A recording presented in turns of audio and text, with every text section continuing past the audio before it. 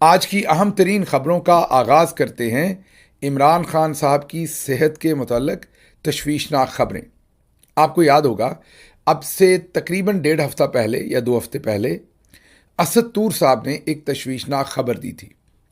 उन्होंने एक खबर ब्रेक की थी कि इमरान खान साहब को एक ऐसी बीमारी या एक ऐसा आर्जा लाहक हो गया है जिसकी वजह से उनके हाथ भी शदीद कांपते हैं और पूरा जिस्म कांपता है। उन्होंने ये खबर देते हुए अपने वीलॉग में चाय का कप पकड़ के कांपते हुए हाथों के साथ पीने की कोशिश करते हुए दिखाया कि वो चाय भी नहीं पी सकते क्योंकि उनके हाथ इतने ज़्यादा कांपते हैं। फिर आखिर पर उन्होंने एक जुमला इस्तेमाल किया कि जब ये बीमारी हो जाती है तो मरीज़ सेहतयाब नहीं होता, वो आहिस्ता आहिस्ता अपने खात्मे की तरफ जाता है। ये ज़ाहिर है उनकी बहुत ही तशवीशनाक खबर थी। इसके साथ साथ आप सबको ये भी पता है कि इमरान खान इस वक्त कैद नहीं बल्कि मगवी हैं।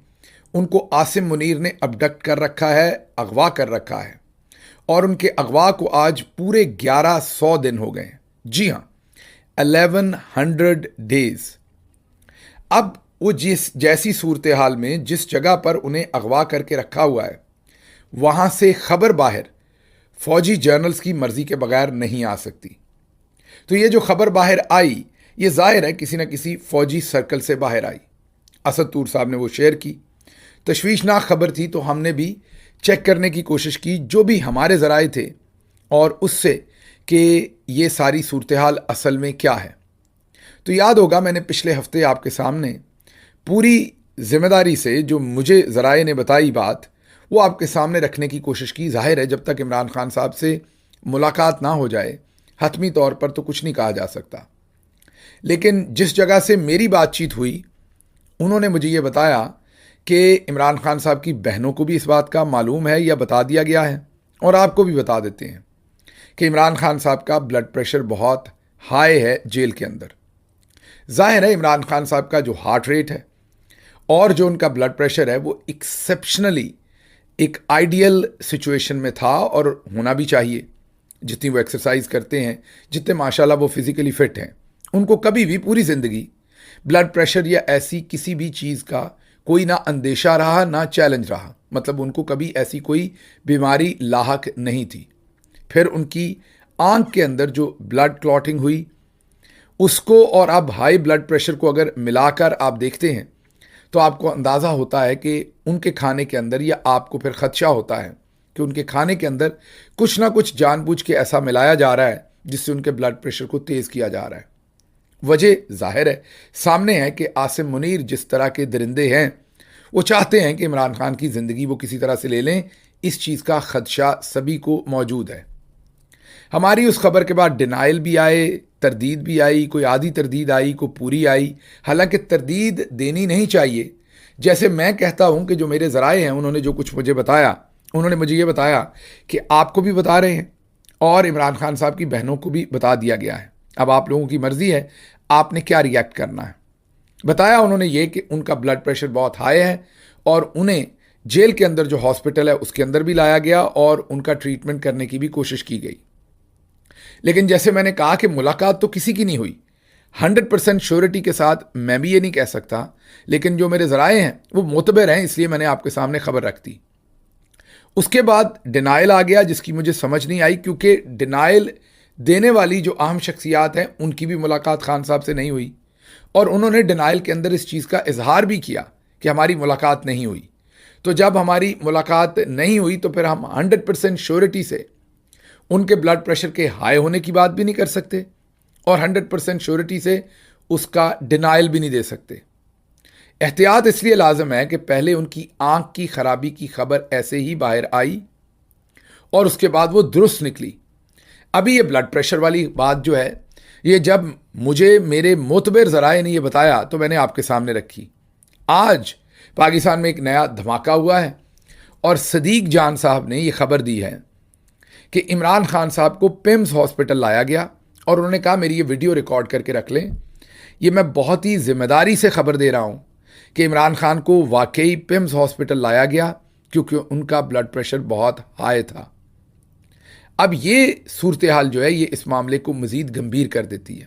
सिर्फ वो नहीं, और भी मुतद्दद जर्नलिस्ट जो हैं वो पिछले एक हफ्ते के अंदर इस खबर को बार बार वो ब्रेक कर चुके हैं या अपनी इंडोर्समेंट दे चुके हैं।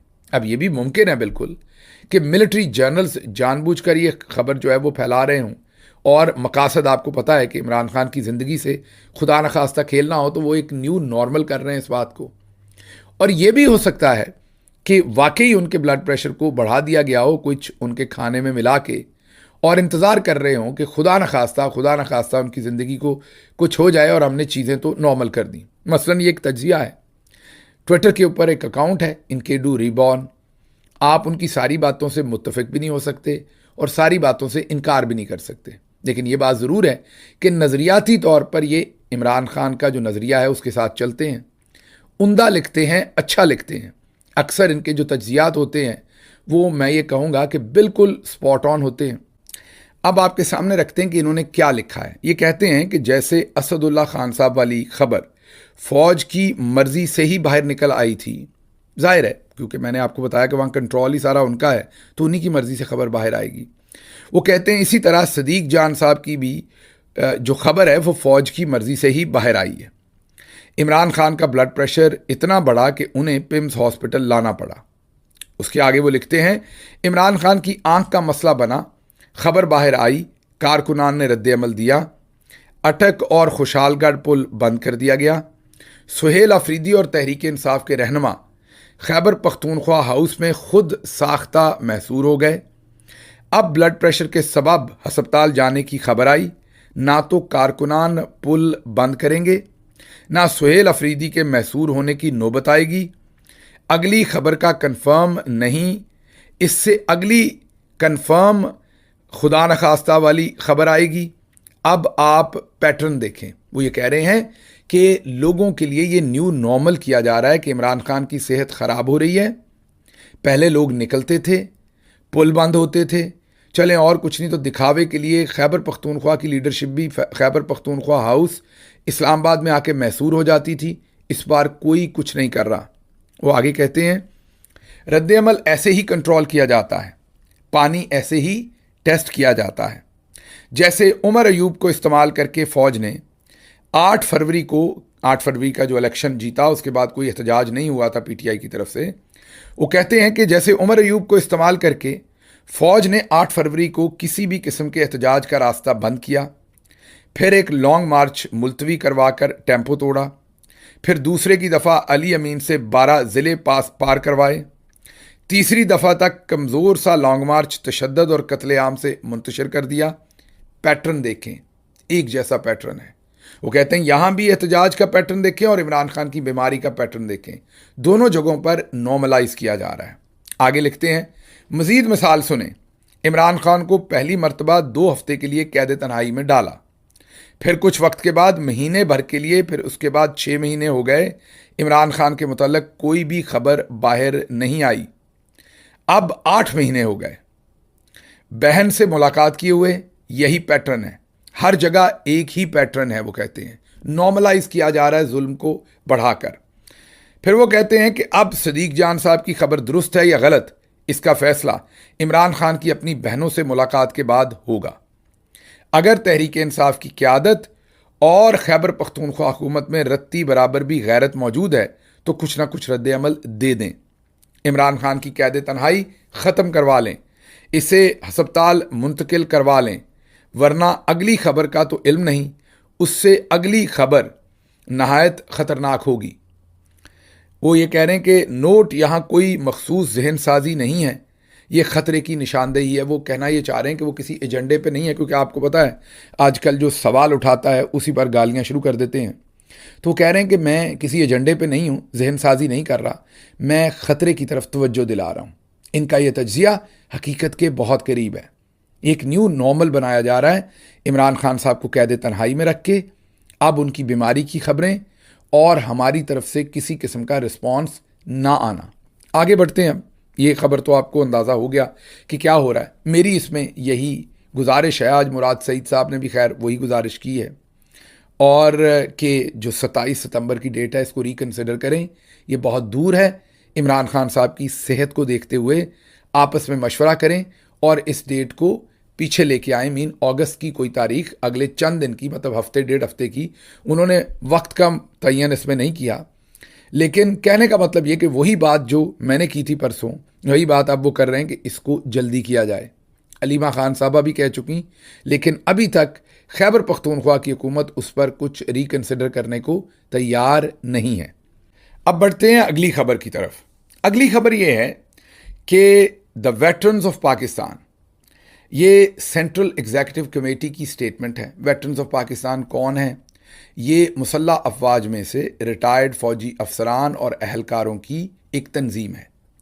वैसे तो पहले ये एक ही तंजीम होती थी, फिर चौधरी साहब ने नैरेटिव को कंट्रोल करने के लिए एक अपनी जालसाज किस्म की तंजीम भी बना डाली। तो अब दो तंजीमें हैं, एक्स सर्विसमैन आप उन्हें कह लें, वेटरन्स ऑफ पाकिस्तान ऑफिसर्स की ये जो तंजीम है वो कह लें, उन्होंने दो तंजीमें अब बना डाली हैं। एक तंजीम जो है वो उनकी अपनी है, जैसे जर्नैली मीडिया उन्होंने बनाया हुआ है, तो वो उन्हीं के हक में स्टेटमेंटें देती रहती है। लेकिन जो असल तंजीम थी पुरानी, उन्होंने 2 दिन पहले 3 दिन पहले एक स्टेटमेंट दी। वो जो उन्होंने स्टेटमेंट दी असल में 31 जुलाई को, 2 दिन 3 दिन मैंने कह दिया माजरत, 31 जुलाई को उन्होंने स्टेटमेंट दी। उस स्टेटमेंट में उन्होंने ये लिखा था कि ये जो फौज है मौजूदा, ये जो काम कर रही है, ये हमारे वाली फौज नहीं है, हम इस फौज को नहीं जानते। उन्होंने कहा कि जिस फौज में हमने सर्व किया, क्योंकि फौजी अफसरान है वो सारे रिटायर्ड, ये वो फौज नहीं है। और वजूहात उन्होंने सारी पर नीचे लिखी। जो मौजूदा मिलिट्री जनरल्स जो गैर कानूनी काम कर रहे हैं और फौज से करवा रहे हैं और फौज को जंगों के अंदर धकेल रहे हैं और हमारे जवानों को शहीद करवा रहे हैं, उस पर उन्होंने एक बड़ी तगड़ी स्टेटमेंट दी कि ये हमारे वाली फ़ौज नहीं है, ये वो फ़ौज नहीं है जिसे हम जानते हैं, और ये फ़ौज पाकिस्तान के मफाद के लिए काम नहीं कर रही। तगड़ी स्टेटमेंट थी। उसके बाद उनके ऊपर क्रैकडाउन शुरू हो गया। उनके जो सेक्रेटरी जनरल थे उनको उठा लिया गया। आगे चल के आपको उनका नाम भी बताते हैं। अब उन्होंने एक नई स्टेटमेंट जारी की है वेटरन्स ऑफ पाकिस्तान ने। उन्होंने ये कहा है कि उनके जो सेक्रेटरी, जनरल सेक्रेटरी और सेक्रेटरी इंफॉर्मेशन है, उनका नाम है मेजर रिटायर्ड मोहम्मद शहबाज अनवर सुलहरिया। उन्होंने कहा है कि उनकी एक तो पेंशन बंद कर दी गई है। अब ज़रा गौर कीजिए, मैं आपको कहता हूँ ये माफिया हैं ये जनरल्स, ये इदारा थोड़ी रह गया, इदारे ऐसे थोड़ी करते हैं। अब गौर कीजिए कि ब्यूरोक्रेसी में उन्होंने इतने सिस्टम अपने लिए रखे हुए हैं कि एक डीसी को हटाना है तो इतने सिस्टम है कि डीसी हटता ही नहीं है। मीन पोजीशन से तो हटा देंगे, लेकिन ब्यूरोक्रेसी से तो ओएसडी कर सकते हैं, तनख्वाह उसे फिर भी मिलेगी। इतने चेक एंड बैलेंस है ब्यूरोक्रेसी के अंदर। मैं जब आपको कहता हूं ना कि एक जो कोर कमांडर है वो बेचारा डिप्टी कमिश्नर से भी ज्यादा कमजोर है। डिप्टी कमिश्नर तो बहुत कुछ अपनी मर्जी से कर सकता है, असिस्टेंट कमिश्नर बहुत कुछ अपनी मर्जी से कर सकता है। चीफ सेक्रेटरी जो है वो एक असिस्टेंट कमिश्नर का क्या कर सकता है? ज़्यादा से ज़्यादा पोजीशन से हटा देगा, तनख्वाह नहीं उसकी बंद कर सकता वो।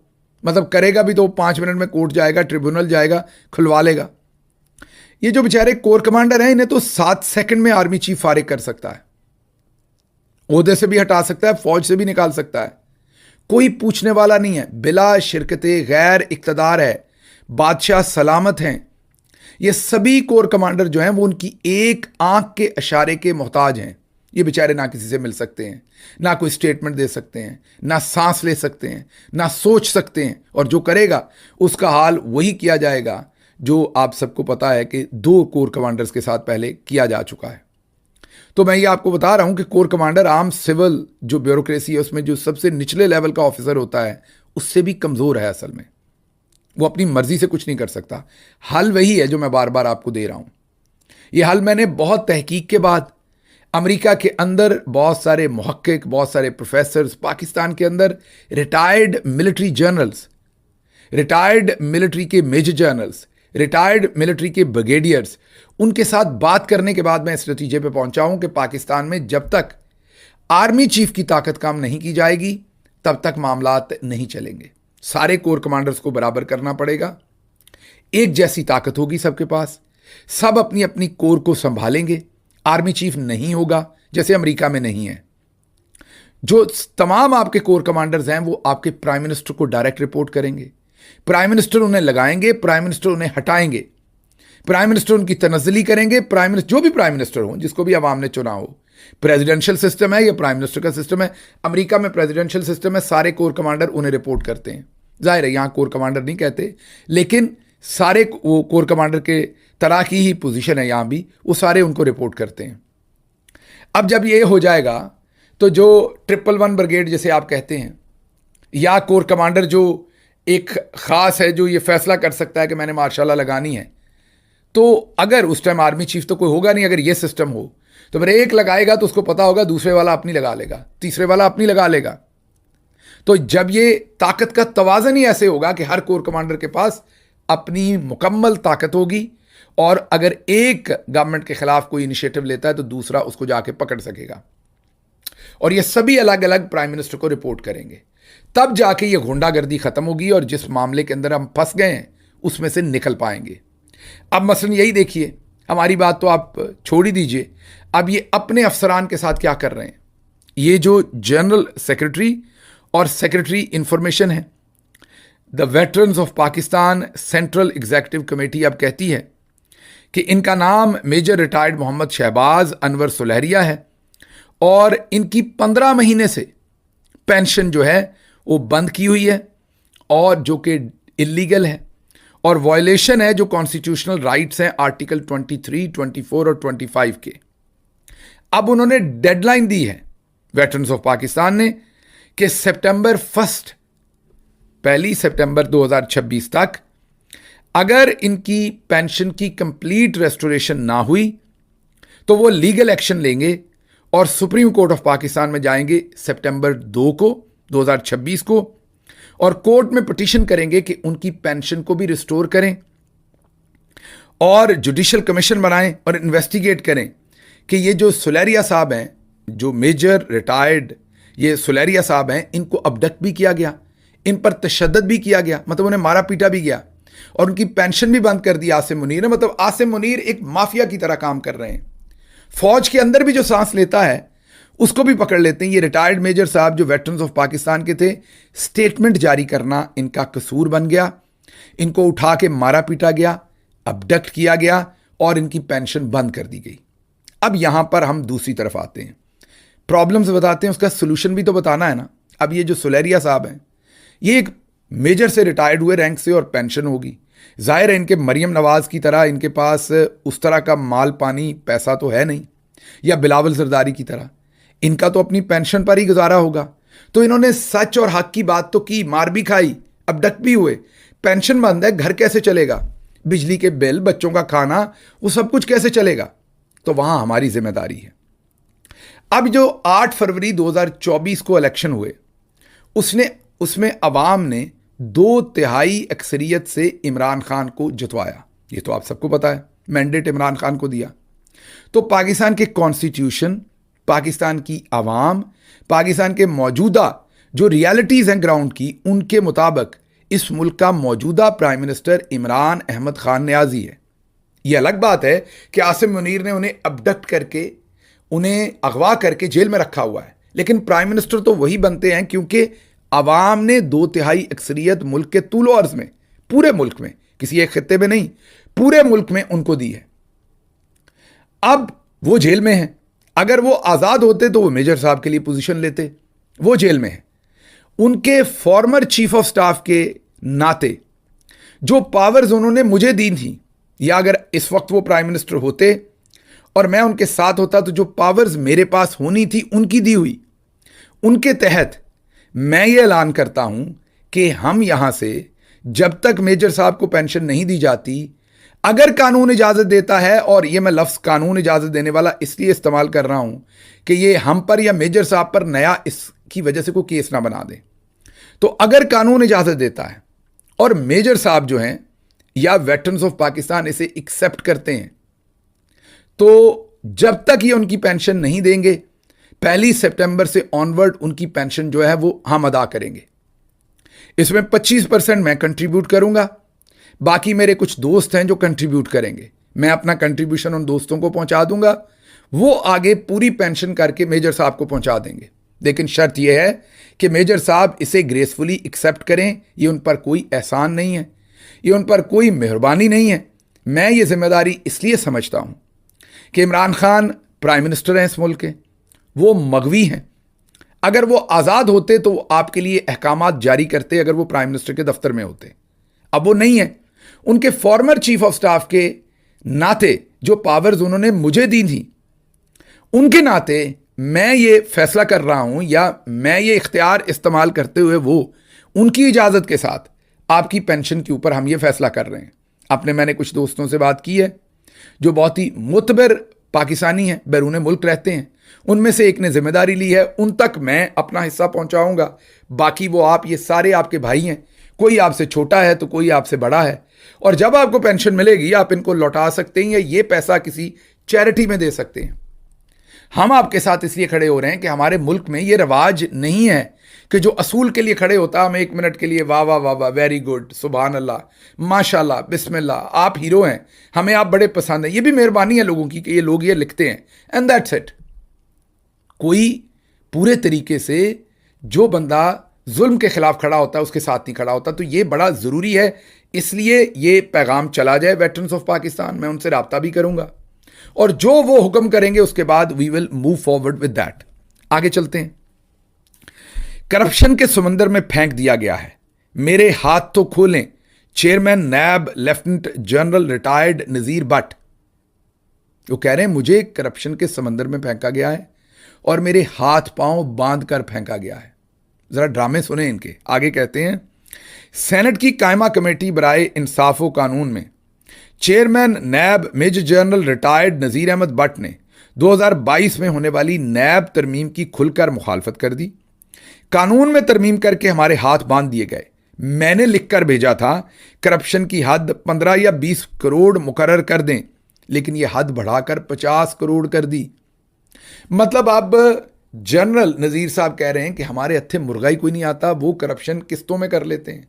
50 करोड़ से ऊपर की करप्शन एक बार करते ही नहीं, वो 40-40 करोड़ की, 30-30 करोड़ की मुख्तलिफ करप्शन करते रहते हैं। उनके हाथ में मुर्गे आते ही नहीं। पहले इनसे ये पूछे कि जनरल साहब आपने अंब लेने के लिए लिख के भेजा था कि 15 करोड़ तक की करप्शन कर दें, नीचे वाले को हमने नहीं पकड़ना।